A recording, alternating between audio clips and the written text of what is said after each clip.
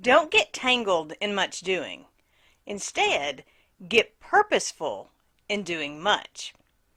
Today on Growing Hope, we're going to talk about making purposeful choices to do what needs to be done and finding the ways that you can join God in all that He is doing.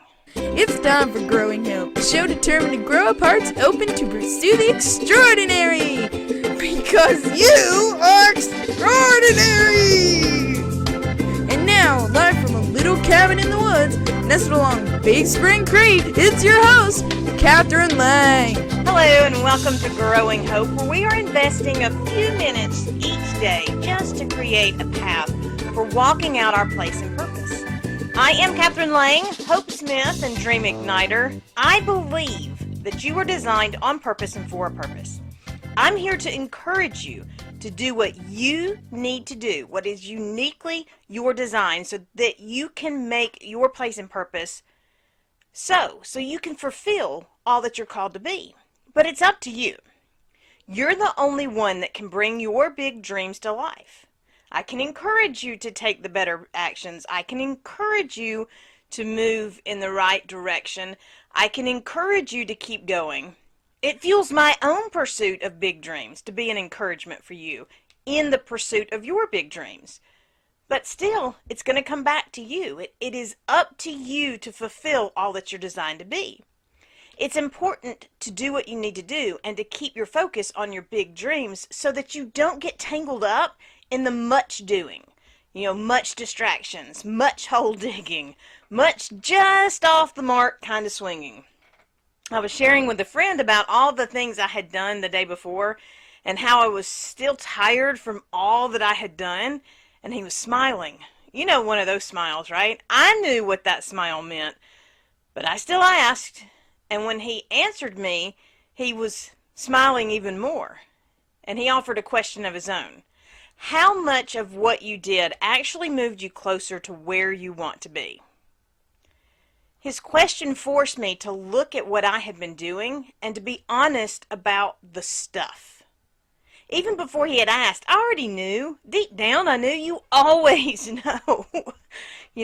I had been distracted with much doing, very active in the chaos and busyness of it all, while avoiding intentional actions towards purpose. That's how it works. We get so busy and much doing that we can avoid doing what we know to do. It's the art of being busy but not getting anything done. Now, sometimes we do it to avoid the change we're seeking. Sometimes it's because we've been tricked into believing the much doing is too important not to do. Sometimes we do it because we haven't yet learned that it's busy work and not purpose work. But no matter the reason, when you invest your energy in something that accomplishes nothing, but only uses up your time and resources, then you're not going to have anything left over to intentionally invest in what you want to do. Don't get tangled in the much doing. Be focused so that you will be positioned to be purposeful for doing much. You are called. You're called to do so much. You're called to join forces with God, to join God in what He's doing. You have a specific place in His purpose. He reveals His work, and that is your invitation to join Him. When you see God at work, then it is up to you to join Him in what He's doing. Keep in mind that God is never surprised about what is going on in or around your life. You never make a decision that leaves God scratching His head and proclaiming, well, I didn't see that coming. There is a meme going around right now on social media. It says, when God put a calling on your life, He already factored in your stupidity. That makes me giggle. Because we often think that the decisions that we made keep us from being able to fulfill what God has designed for us. We think that what we did, the road we took, the path that we have made, is never going to lead us back to God's unique design. We think that we've caught God off guard or something. But God knows you, and God still invites you to join Him. God knows where you are right now. God understands your uniqueness. God is not limited. If God is all of these things, then God is never going to invite you to join him in something he doesn't know you're designed to do.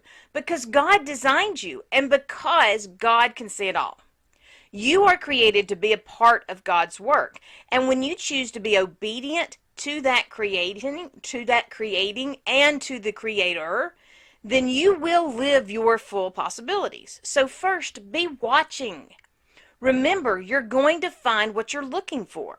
If you're persistently looking for God at work, then you're going to consistently find God at work. I took a 40-day challenge a while back, and part of the challenge was giving something away every day. Now, when you're at home with your sons most of the day, every single day, all day, then it can be a challenge finding an opportunity to give something to someone outside of your immediate circle, and that's part of the challenge. So I began actively looking for those opportunities to give, and the more I looked, the more I found, and often in really unexpected places and definitely unexpected ways. The more focused I became on the Word, the more focused my giving became. When you are invested in obeying God and when you seek to join him where he is working, then you find the chances to join him all around you. Second, be ready. The moment you see God at work is the moment you're invited to join him. The time is now, so be prepared to move.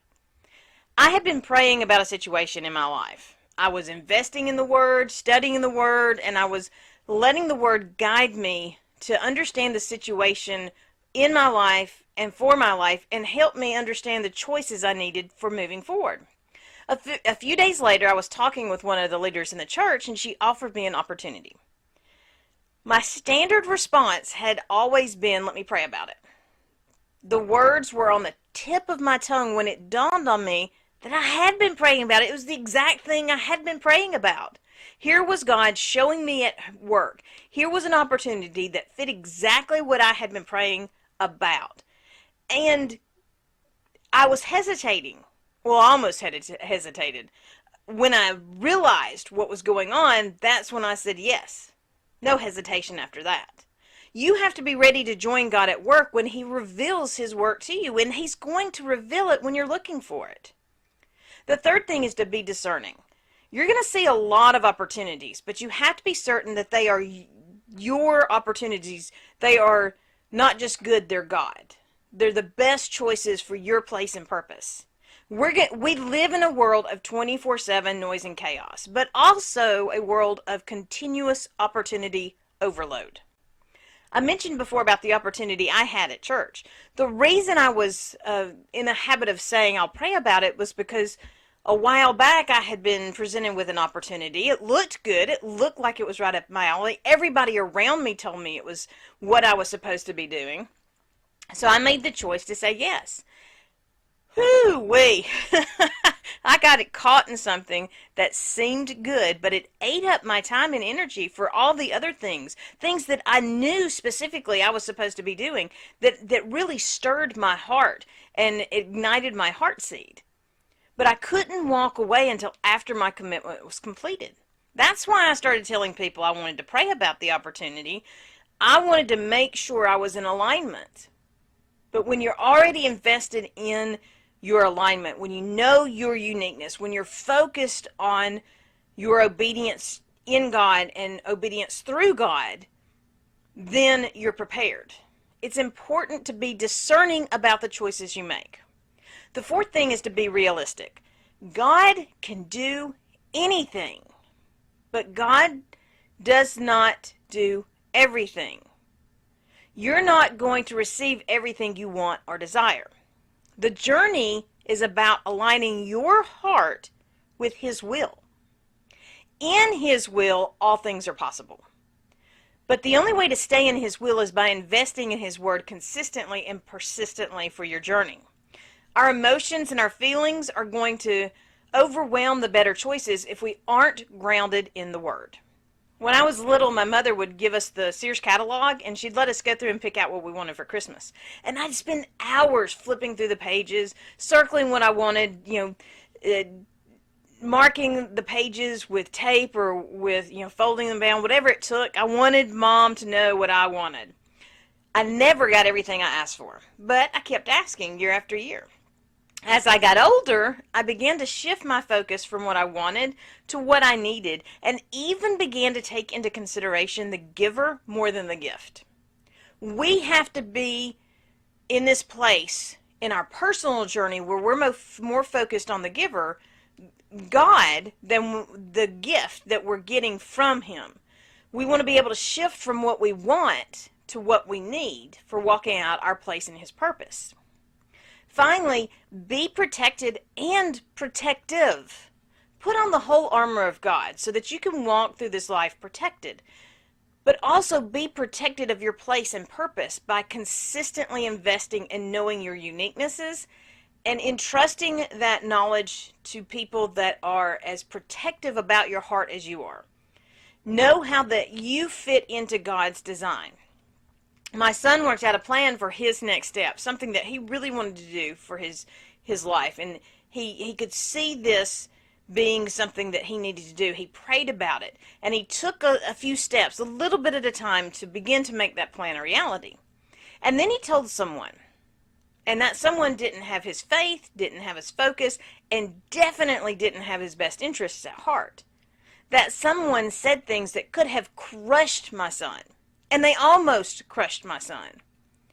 Words that people put on you can do more to hold you back from living your place and purpose than just about anything else you're going to encounter. So you have to be protective of your possibilities, and you also have to protect yourself on the journey.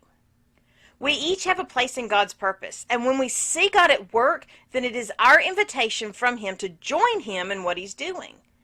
Be watching, be ready, be discerning, be realistic, be protected and protective.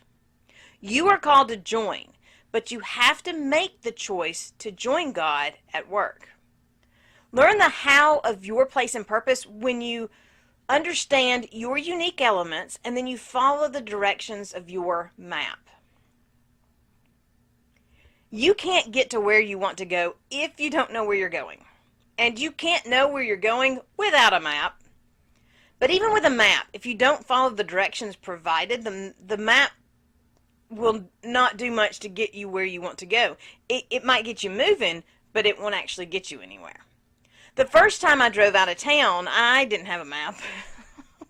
We knew our destination, but not how to get there. We spent most of the night driving around a very small area, close to where we needed to be, but never finding it. It wasn't until we got a map from a convenience store employee that we were finally able to get to our location. And it was scary not knowing. It was a waste just driving around. It was frustrating to be so close, but not able to get there. If you're going to live out your place and purpose, then you have to stop being invested in much doing. So today's challenge is about building the habit for getting much done instead of being just busy with much doing. 1, define what needs doing. 2, break it down into little bits. 3, make a purposeful choice to do one little bit. 4, keep investing in the little bits. The more you practice the little bits, the more they're going to add up to getting much done. Thank you so much for joining me for today's Growing Hope, where we have been learning about the how part of our place and purpose. Each step that we've been taking is moving us a little bit closer to living out our extraordinary. I'm excited to hear about your story of possibility living, so join me over at the Growing Hope Radio Facebook page, and you can connect with me there, and you can share your accomplishments, your overcomings, and of course any questions that you have. And if you've missed any of the Place and Purpose episodes, you can watch, listen, and engage at growinghoperadio.com. And remember, all of these episodes are based off the book Place and Purpose, which you can find on the website or at harnessyourwhy.com. You are designed on purpose and for a purpose, and you will live that purpose when you make the choice to walk it out. I am Kathryn Lang, your Rainbows and Lollipops host, because every day holds a promise of more, and every action contains the power of possibility. It is not about what the world says or even what the world shows. The strength of hope and encouragement will and does push through the limits and the walls of the world. My prayer is and always will be that the words I share are helping establish foundations of hope that will shatter the delusions of the world around us. Until next time, remember, be blessed and be a blessing. Thank you for joining us for Growing Hope with Kathryn Lang, where we are sharing hope, encouragement, and inspiration to do more. Visit www.kathrynlang.com to invite Kathryn to be part of your event or to share your own stories of possibility living. Until next time, remember that a seed of hope planted and nurtured will grow up into a world of possibilities.